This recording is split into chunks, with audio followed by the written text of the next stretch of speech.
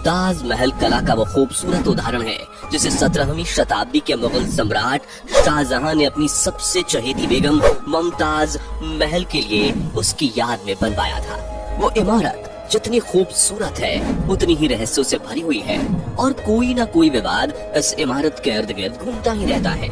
और सबसे बड़ा रहस्य है ताजमहल के 22 बंद कमरों का राज।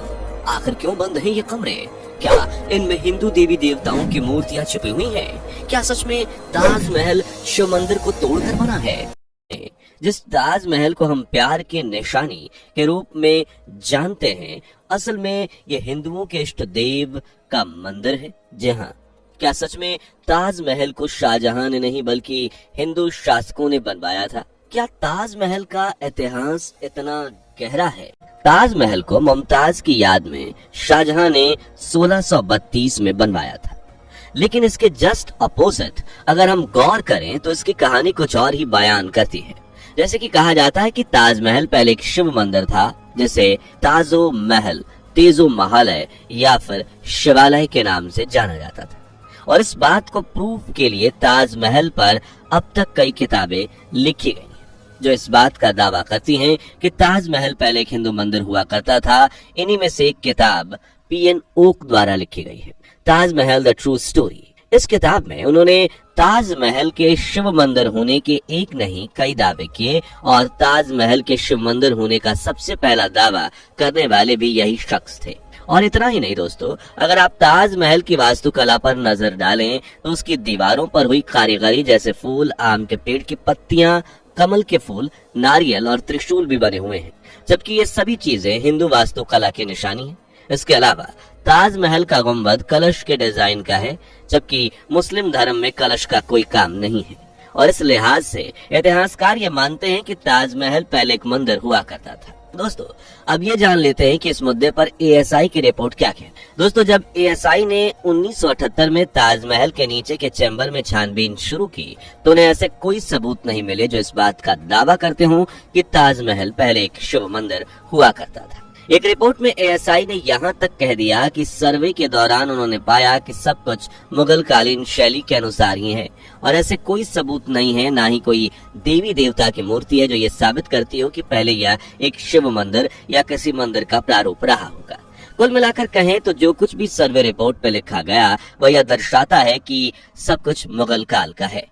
वहीं कुछ लोगों का ऐसा दावा था कि उन्होंने ओम का सिंबल और शिवलिंग तक के निशान ताजमहल में देखे हैं, लेकिन ये सब दावे बेबुनियाद हैं और इसका कोई पक्का सबूत मौजूद नहीं। यहाँ तक कि सुप्रीम कोर्ट में तेजो महालय को लेकर याचिका भी दायर की गई थी, जिसे बाद में सुप्रीम कोर्ट ने खारिज कर दिया। अब बात कर लेते हैं तेजो महालय के सबसे बड़े सबूत के बारे में, जो इस बात को दर्शाता है कि यहाँ कहीं ना कहीं हिंदू मंदिर के डिजाइन से कनेक्टेड तो है। सबसे पहले ऑक्टागोनल की बात कर लेते हैं। जैसे आमतौर पर इसे वास्तुकला से जोड़ा जाए तो यह सुंदरता को दर्शाने के लिए बनाया जाता है, साथ ही ये बैलेंस को बनाए रखने का भी काम आता है। यह डिजाइन आपको न केवल हिंदू मंदिरों में बल्कि इस्लाम में भी देखने को मिल जाएंगी। बात अगर ताजमहल के गुंबदों की करें तो उसका डिजाइन, आकार और आकृति ठीक उसी तरह डिजाइन की गई है जैसे विष्णु मंदिर की जा रही है। आपको बता दें कि ये सब कुछ मिलाकर हिंदू आर्किटेक्ट को दर्शाता है।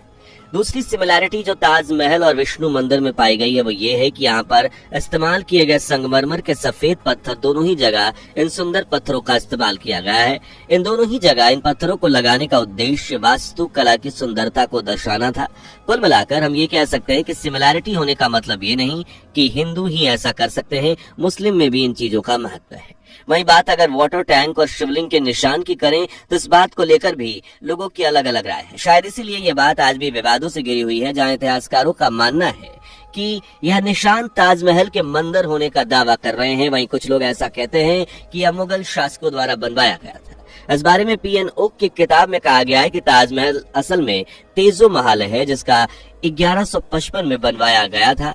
उनके मुताबिक तब वहां पर एक शिव मंदिर हुआ करता था, मुगलों के भारत आने से पहले ही ये आगरा में मौजूद। चलिए अब जानते हैं ताजमहल के सील्ड रूम्स का रहस्य। दोस्तों, अगर आप ताजमहल की दरो दीवार घूम कर आ चुके हैं तो आपने भी नोटिस किया होगा कि ताजमहल में 22 ऐसे कमरे हैं जिन पर ताला लगा हुआ है। कहते हैं कि इन्हें अंग्रेजों के जमाने में ही बंद कर दिया गया था और दोबारा कभी नहीं खोला गया। इन बंद कमरों के पीछे रहस्य के बारे में सबकी अलग अलग राय है। कोई कहता है कि सुरक्षा की दृष्टि से इन पर ताला लगा दिया गया, वहीं कुछ लोगों की संभावना है कि इस खूबसूरत धरोहर को कोई नुकसान न पहुंचे, इसलिए इन कमरों को बंद कर दिया गया, क्योंकि अगर इन्हें बार बार खोला जाएगा तो इनकी दीवारों की मजबूती खत्म हो जाएगी। इसके अलावा तहखानों की दीवारें काफी पुरानी हो चुकी हैं, बार बार खोलने से हो सकता है नमी और हवा की वजह से यहाँ की दीवारों की चमक पहले जैसी ना रहे, इसलिए इन्हें बंद रखा जाता है। वहीं कुछ लोग का ऐसा कहना है कि तहखाने में कार्बन डाइऑक्साइड की मात्रा बढ़ने से वो कैल्शियम कार्बोनेट में बदल सकती हैं, जो ताजमहल के दीवारों को नुकसान पहुंचा सकता है। इन्हीं में से एक इतिहासकार राना सफवी कहती हैं कि 1978 में बाढ़ आने की वजह से इन तहखानों को खोला गया था, लेकिन बाद में इन कमरों को आम लोगों के लिए बंद करवा दिया गया। हाल ही में ताजमहल के बंद कमरों को खुलवाने की मांग को लेकर एक याचिका दायर की गई, जिसे इलाहाबाद हाईकोर्ट ने खारिज कर दिया। बता दें कि इस याचिका को दायर करने का उद्देश्य है कि बंद कमरों के पीछे आखिर कौन से रहस्य दफन है, उनसे पर्दा उठा सकें, लेकिन ऐसा नहीं हो सका। कुल मिलाकर वजह कुछ भी रही हो, लेकिन एक बात तो साफ है कि सुरक्षा की दृष्टि से इन कमरों पर अगर ताले लगाए गए तो वो बिल्कुल सही है। चलिए अब मुगल रिकॉर्ड्स में क्या सच लिखा है, इस पर भी नजर घुमा लेते हैं कि कब ताजमहल का कंस्ट्रक्शन हुआ और क्यों बादशाहनामा जैसे रिकॉर्ड्स में ताजमहल से पहले के इतिहास का जिक्र नहीं है। इतिहासकारों की माने तो ताजमहल को 13वीं शताब्दी में बनवाया गया था। उस समय यह वैदिक मंदिर हुआ करता था, जहां इसके बाद शाहजहां ने इस वैदिक मंदिर को तोड़कर ताजमहल की नींव रखी। दूसरे इतिहासकारों का ऐसा मानना है कि आज जहां ताजमहल है वहां कभी राजा मान सिंह का महल हुआ करता था, लेकिन जब शहजादा ने अपनी हुकूमत शुरू की तो राजा मान सिंह के बेटे ने यह जगह उन्हें भेंट के रूप में दे दी, जिसे बाद में ताजमहल बनाकर तैयार किया गया। और इस बात का सबूत बादशाहनामा नामक किताब में लिखा गया है। और बादशाहनामा को लिखने वाले कोई और नहीं बल्कि एक मुगल दरबारी अब्दुल हमीद लाहौरी थे। इतना ही नहीं, कहा यह भी जाता है कि ताजमहल में मौजूद 22 कमरों की अगर बनावट पर गौर करें तो वह कुछ मंदिर कल्चर से मिलती है। उसके पीछे की एक वजह यह भी है कि ये महल पहले राजा मानसिंह का हुआ करता था और उन्होंने ये महल अपने हिसाब से बनवाया था, जिसे बाद में तोड़कर ताजमहल बनवाया गया या उसी के ऊपर ये इमारत चढ़ाई गई, जिसका कोई सबूत मौजूद नहीं है। हाँ, लेकिन एक बात पर अगर गौर करें तो ताजमहल से पहले यहाँ कोई ना कोई इमारत रही होगी। इस बात के इतिहासकार कई सबूत पेश कर चुके हैं, जैसे कि ताजमहल को शाहजहां ने 1632 में बनवाना शुरू किया और यह तैयार हुआ 1653 में। लेकिन वहीं दूसरी ओर औरंगजेब यानी शाहजहां के बेटे ने ताजमहल बनने से 1 साल पहले यानी 1652 में अपने पिता को एक पत्र लिखा, जिसमें उन्होंने इस बात का जिक्र किया कि ताजमहल में कई जगह दरारें आ रही हैं, इसलिए इसकी मरम्मत होना बहुत जरूरी है। अगर ताजमहल 1952 में बनकर तैयार हुआ तो फिर इसमें दरारें आने का तो सवाल ही नहीं उठता। यह कुछ सवाल हैं जो इस बात की ओर इशारा करते हैं कि ताजमहल किसी पुरानी इमारत पर बनकर तैयार किया गया है, फिर चाहे वो हिंदू मंदिर हो या कोई और इमारत।